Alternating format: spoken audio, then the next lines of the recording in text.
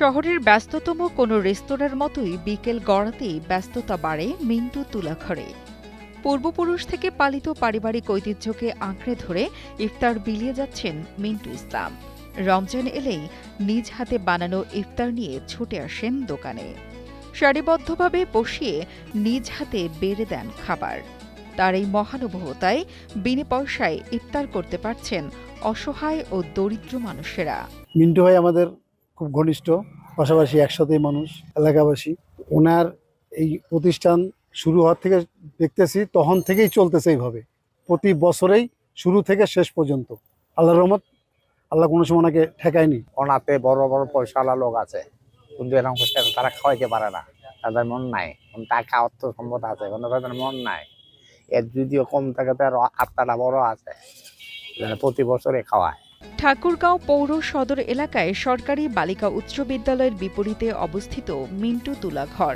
বছরের বাকি ১১ মাসের সম্পূর্ণ চিত্র পাল্টে যায় রমজান মাস এলে।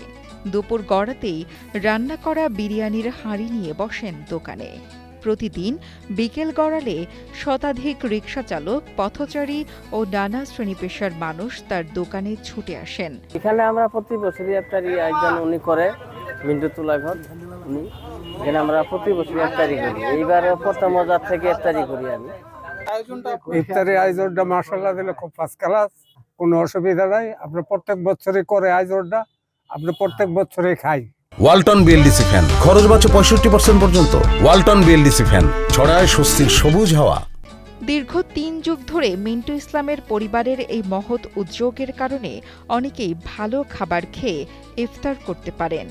মিন্টু মিয়ার ছেলে রাব্বি বাবার পরবর্তীতে নিজের পূর্বপুরুষের এই ঐতিহ্য ধরে রাখতে চান। আমার পূর্ববর্তী পুরুষ বলতে গেলে আমার দাদু ওইভাবে প্রোগ্রাম করে আসতো, ঠিক আছে। তারপরে দাদু থেকে আমার বাবা করতেছিল, আমাদের আগে ছোট্ট আকারে শুরু করলো, এখন আমরা ইনশাল্লাহ বড় করার চেষ্টা করতেছি, বৃহৎ আকারে করতেছি। মহান আল্লাহকে খুশি করার জন্যই রোজাদারদের খেদমতের উদ্দেশ্যে সকলের জন্য উন্মুক্ত আয়োজন করার কথা জানান মিন্টু ইসলাম। আমাদের কোনোদিন খিচুড়ি, কোনোদিন তেহারি, কোনোদিন বিরিয়ানি, এরকম কোনোদিন মানে একদিন এক আইটেম, মানে প্রতিদিন এক আইটেম না। যে একজন রোজাদার ব্যক্তি মানে ইফতারি করা, এটা অনেক ফায়দা, অনেক সব। এই জিনিসটা যদি কেউ বুঝতো আর কেউ যদি জানতো, তাহলে মনে করেন সবাই আপনার এটার দিকে উদ্যোক্তা হতো। মেলা আগে থেকে করে আসছে এটা, আমি সরাসরি বলতে পারবো না। মানে আমি যখন আমার ছেলের মতো দেখছি, তখন আমার বাবা করছে, আমি করতেছি, আমার আগামী দিন আমার ছেলে করবে। প্রতিদিন সকাল থেকেই শুরু হয় রান্নার প্রস্তুতি। ইফতারের আগে সেগুলো দোকানে এনে পরিবেশন করা হয়। মাঝে মধ্যে দোকানের সামনের খালি জায়গাও পূর্ণ হয়ে যায় রোজাদারদের পদচারণায়। এখানে জানতে চাওয়া হয় না পরিচয়, নেই ব্যবসায়িক হিসেব নিকেশ, আছে শুধু সেবার মানসিকতা।